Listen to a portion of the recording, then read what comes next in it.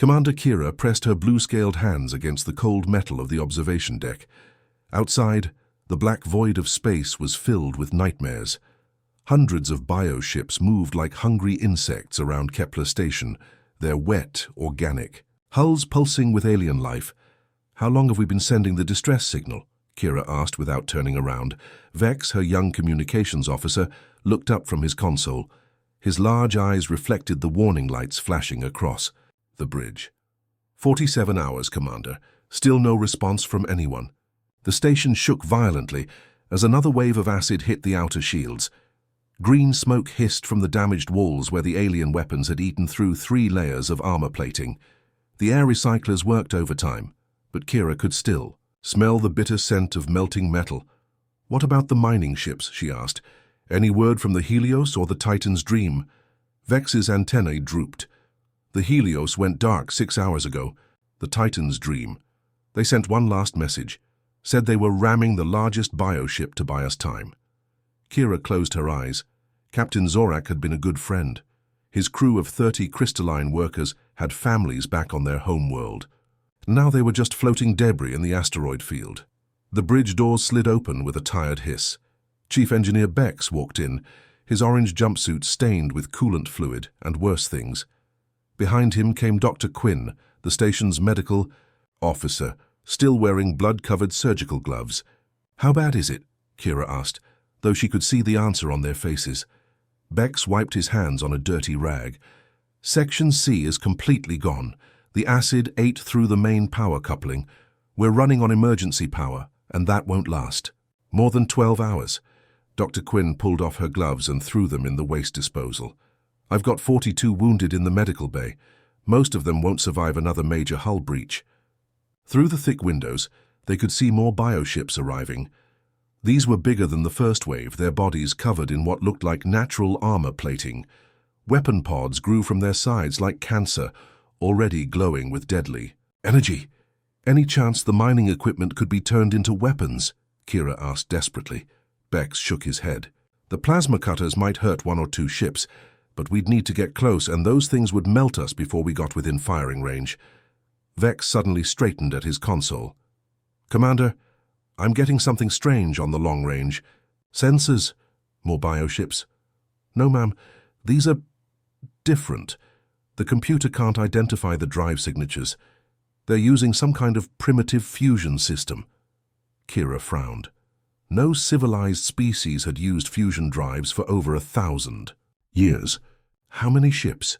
Hard to tell, maybe 30 or 40. They're still pretty far out. Dr. Quinn laughed bitterly. "Probably scavengers, coming to pick through what's left after the hive finishes with us." The station shook again, harder this time. Emergency lights flickered as more power systems failed. In the distance, Kira could see one of the smaller mining platforms breaking apart, its crew compartment spinning helplessly into space. "You know what the worst part is?" Beck said quietly. "My daughter just started school on Rigel Prime. She's learning about the Great Alliance victories, how we always protect each other across the galaxy." "The Alliance will come," Vex said, but his voice lacked conviction.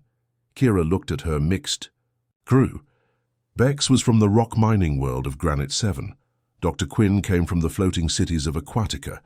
Vex had grown up in the crystal forests of Altair. They represented 7 different worlds, 7 different species, all working together on this remote station. "The nearest fleet is 3 months away," she said simply. "We'll be lucky if we last 3 hours." Another bioship, this one the size of a cruiser, moved closer to the station. Its weapon pods began to glow brighter, preparing for what would probably be the final attack. Kira walked to her command chair and sat down heavily. "All hands, this is the commander. We've fought well, but we all know how this ends.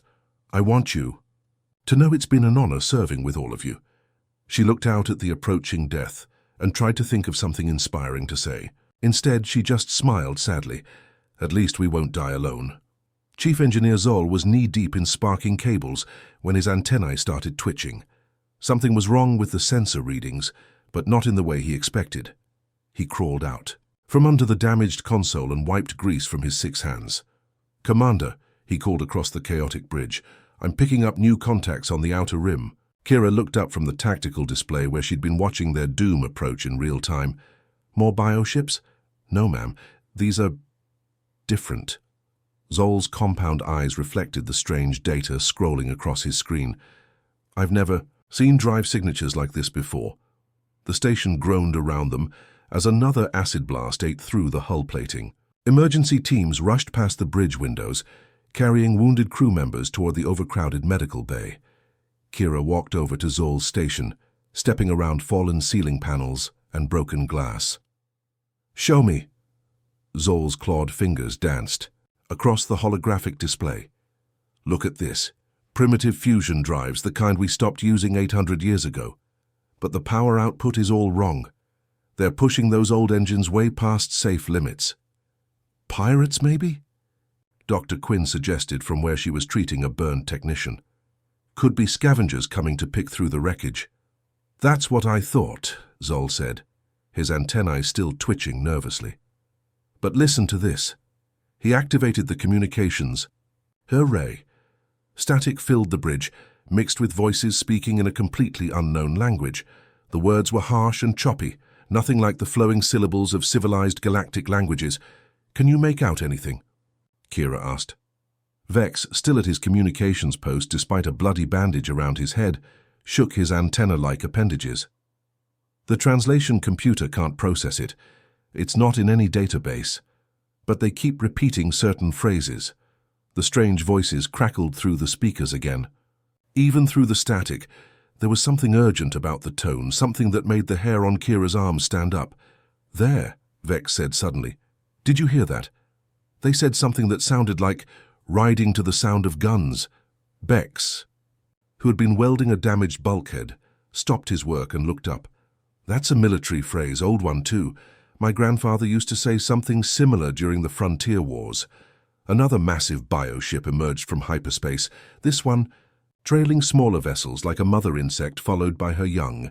The new arrivals immediately began moving toward the station, their weapon pods already charging with deadly energy. How many unknown ships? Kira asked, trying to focus on anything other than their approaching death. Zol manipulated his controls, trying to get a clearer reading through all the interference from the bioships. Hard to say. At least 30, maybe more. They're traveling in some kind of formation, but it's not like anything in our military manuals. Formation suggests military, Dr. Quinn observed, while injecting pain medication into her patient.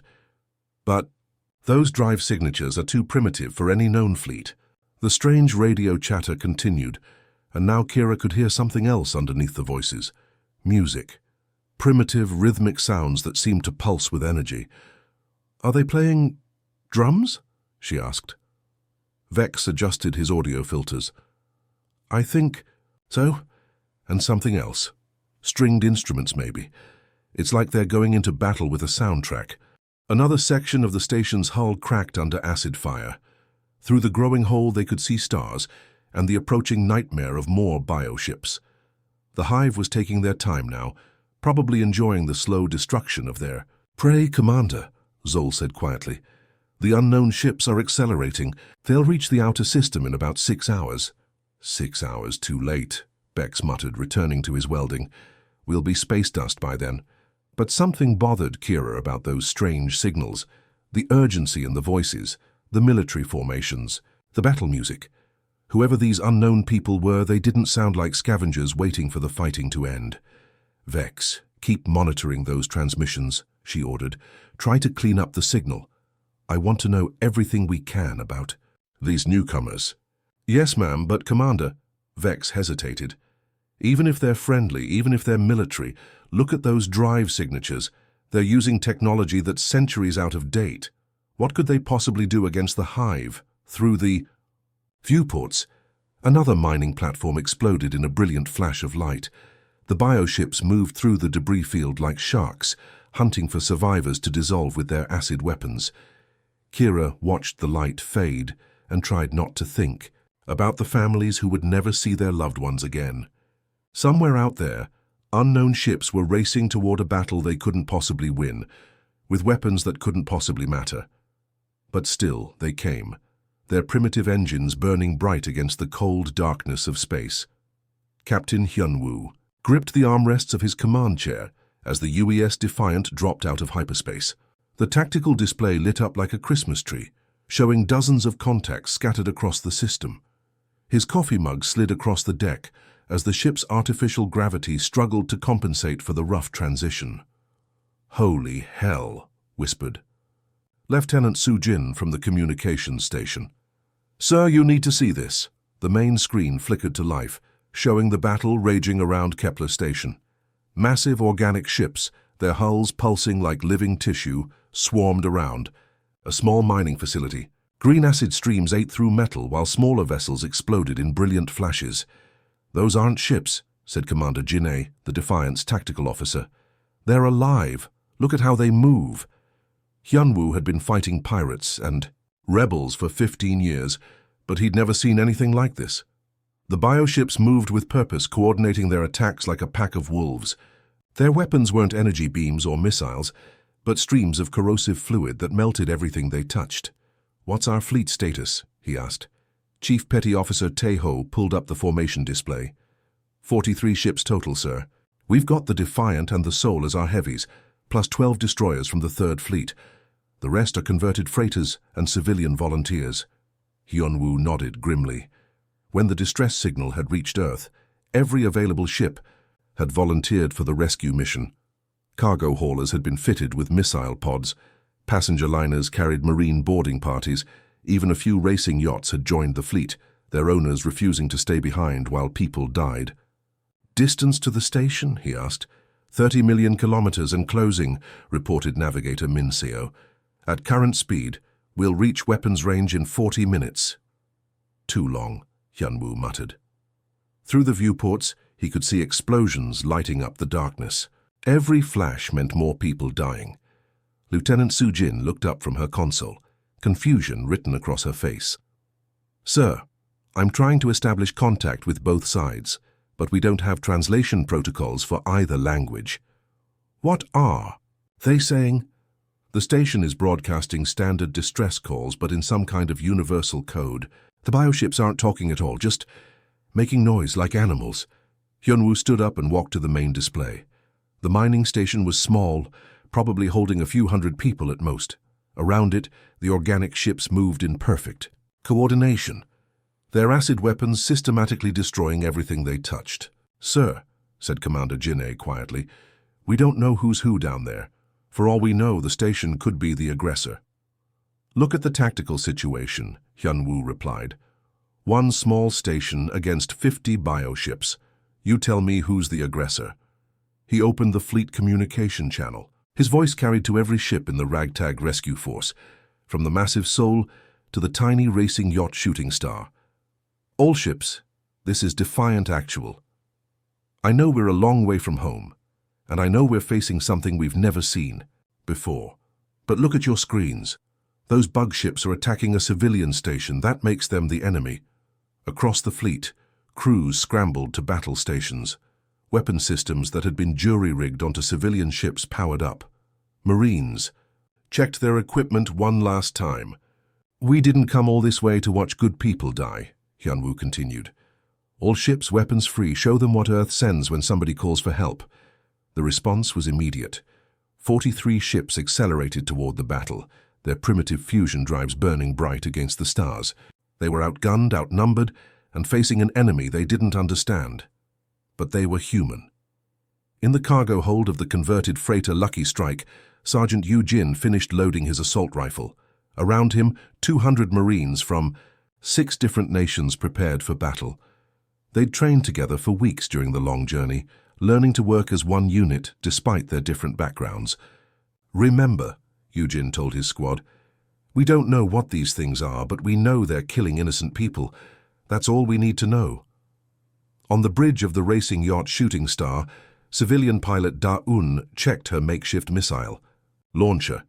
She'd volunteered her ship for the rescue mission, even though it meant bolting military weapons to a vessel designed for speed, not war. "This is crazy," her co-pilot muttered. "Probably," Da-un agreed. "But it's the right kind of crazy." "Captain." Hyunwoo watched the tactical display as his fleet closed the distance. In 30 minutes, they'd either save those people or die trying. Either way, they'd do it together. The first wave of human fighters screamed into the battle zone like angry hornets. Pilot Minho yanked his stick hard left, diving between two massive bioships that were spraying acid at the mining station. His fighter's hull groaned under the stress, but it held together. "Da-un, you still with me?" he called over the radio. "Right behind you, crazy man," came the reply from his wingman. "These bug ships are huge up close. Look at the size of those weapon pods." Minho's targeting computer couldn't get a lock on anything. The bioships didn't have normal engines or weapon systems. Instead, they were covered in organic growths that pulsed with alien life. He switched to manual targeting and fired a burst from his railgun. The magnetic projectiles punched through the bioship's hull like it was made of wet paper. Green fluid sprayed into space, and the creature let out a sound that somehow carried through the vacuum. It was like hearing a whale scream. "Did you hear that?" Da-un asked, her voice tight with shock. "These things are alive," Minho realized. "We're not fighting ships. We're fighting animals." Behind them, the main fleet arrived in full force. Admiral Jin Suk's flagship, the massive battlecruiser Thunder, opened fire with every weapon it had. Ancient Korean war drums boomed across the communication channels as railgun rounds tore through bioship after bioship. The Hive had never faced anything like human tactics before. Their formations were perfect, their coordination flawless, but they couldn't adapt to the chaos that humans brought to every fight. Commander Wu Jin led a squadron of converted freighters straight into the heart of the enemy formation. His ship, originally designed to carry grain between planets, now bristled with missile pods and improvised armor plating. "All freighters spread out and cause trouble," he ordered. "Make them chase us instead of attacking the station." The plan worked perfectly. The bioships, programmed to eliminate threats in order of priority, turned away from the damaged mining station to pursue the new targets. But the humans didn't fight like any enemy the Hive had encountered before. Instead of maintaining formation, the freighters scattered in every direction. Some accelerated toward the bioships at ramming speed. Others released clouds of chaff and decoys before disappearing behind asteroids. A few actually turned around and flew backward while firing, their pilots laughing like maniacs over the radio. "This is the merchant ship Happy Trader," came one transmission. "We're making our attack run now, for Earth and profit." The converted cargo hauler slammed into a bioship twice its size, both vessels exploding in a ball of fire that lit up half the system. On the mining station, Commander Kira watched the battle through the cracked viewport of her command center. Her mouth hung, open in amazement. "Who are these people?" she whispered.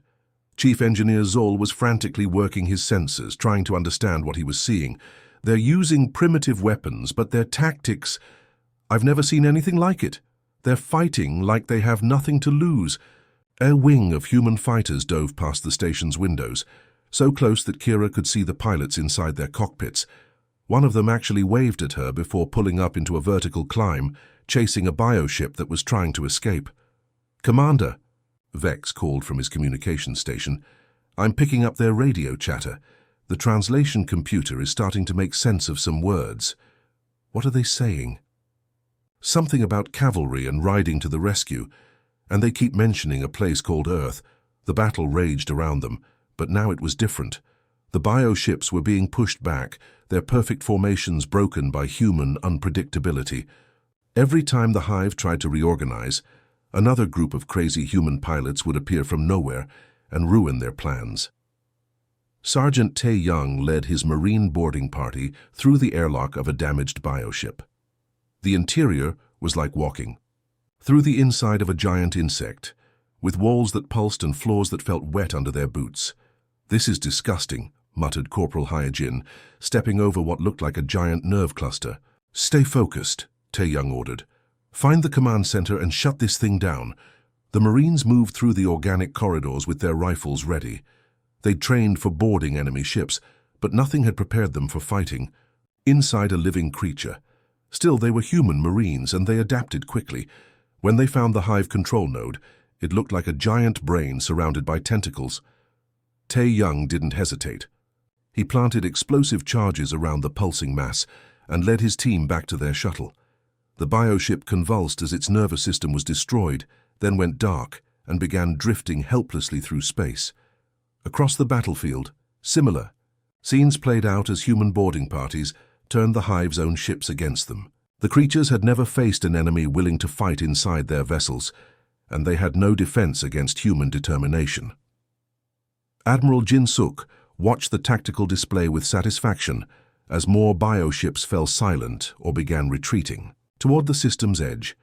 "All ships maintain pressure," she ordered. "Don't let them regroup." The thunder of human weapons echoed across space as Earth's children showed the galaxy what happened when good people called for help. The silence after battle was almost as shocking as the fighting itself. Commander Kira stood in what remained of her command center, surrounded by floating debris and the smell of burned electronics. Through the massive hole in the viewport, she could see the wreckage of bioships drifting past like dead whales. Heavy footsteps echoed through the damaged corridors. Kira turned to see soldiers in strange armor walking onto her bridge. Their equipment looked primitive compared to Alliance technology, but it had clearly worked well enough. These warriors had just defeated an enemy that should have been impossible. Toe beat. The lead soldier removed his helmet, revealing a human face with kind eyes and graying hair at the temples. He looked around at the mixed crew of aliens, then stepped forward with his hands visible and empty. "I'm Captain Hyunwoo of the Earth vessel Defiant," he said slowly. A small device on his belt translated his words into standard Galactic. "We received your distress call." Kira stared at him in confusion. "Earth? We've never heard of your world. How did you receive our transmission?" "Our deep space monitoring stations pick up signals from across the galaxy," Hyunwoo explained. "When we heard people were in trouble, we came as fast as we could." "But you don't even know us," Kira said, her voice barely above a whisper. "We're complete strangers. Why would you risk your lives for people you've never met?" Before Hyunwoo could answer, one of his soldiers looked up from where he was bandaging Chief Engineer Zol's injured arm. Private Eugene was young, maybe 25. Years old with calloused hands that suggested he'd grown up doing hard work. "Doesn't matter if we know you or not," Eugene said with a shrug. "Good people were in trouble. That's enough." Dr. Quinn, who had been treating wounded crew members, approached the human medic who was working beside her. The alien doctor had 6 arms and compound eyes, but the human didn't seem bothered by her appearance. "Your medical techniques are interesting," she observed. "Very direct but effective." Corporal Hyejin looked up from the bandage she was applying to a wounded crystalline miner. "We're not fancy, but we get the job done. How's the patient?" "He'll live, thanks to you," Dr. Quinn replied. "But I don't understand. You're using basic field medicine, equipment that's centuries behind our technology. Yet you're saving lives our advanced medical systems couldn't help." Hyejin smiled. "Sometimes the old ways work best. Plus, we care more about results than looking impressive." Across the bridge, Vex was trying to communicate with Lieutenant Su Jin, the human communications officer. Despite the language barrier, they were managing to share technical information about their respective systems. "Your radio equipment is so simple," Vex said through the translator, "but your signal clarity is amazing. How do you manage such clean transmissions?" Su Jin laughed. "We learned to keep things simple and reliable. Fancy doesn't help when you're in a firefight." Captain Hyunwoo walked over to the tactical display where Commander Kira was staring at the battle damage reports. Somehow, impossibly, they had. 1. The Hive fleet was destroyed or retreating and the mining station was saved. "Your people fought like demons," Kira said quietly. "I've never seen tactics like that. Your pilots were completely unpredictable and your Marines, they actually boarded bioships. No one boards bioships." "Why not?" Hyunwoo asked. "Because they're alive. The corridors shift. The walls can attack you. The whole ship is essentially one giant organism. It's suicide." Hyunwoo nodded thoughtfully. "We noticed that. Made things interesting, but Marines adapt. That's what we do." Over the following hours, as human repair crews worked alongside the station's engineers, word of the rescue began spreading across the galaxy. The story traveled through hyperspace communication networks, reaching every civilized world within weeks. On the trade world of Nexus Prime, merchants gathered in coffee shops to discuss the strange tale. "Humans," they said, "never heard of them before, but they saved an entire mining station from the Hive." In the halls of the Galactic Senate, diplomats debated what this meant for interstellar politics. They didn't demand territory or trade agreements, one senator observed. They just helped and left. What kind of species does that? On military worlds throughout the Alliance, officers studied recordings of the battle. The human tactics defied every rule of space combat, yet they had achieved complete victory against impossible odds. But perhaps most importantly, on worlds that had lost loved ones to hive attacks, families heard the news and felt something they hadn't experienced in years: hope. For the first time, someone had not just survived a hive assault, but had actually defeated them. The legend grew with each telling. Humans became known as the species that answered distress calls from strangers, that fought impossible battles for people they'd never met, and that somehow always found a way to win. And somewhere in deep space, other distress signals were being transmitted into the void, carrying a new hope that maybe, just maybe, help would come riding out of the darkness. Earth had announced itself to the galaxy, not through conquest or diplomacy, but through the simple act of doing what was right.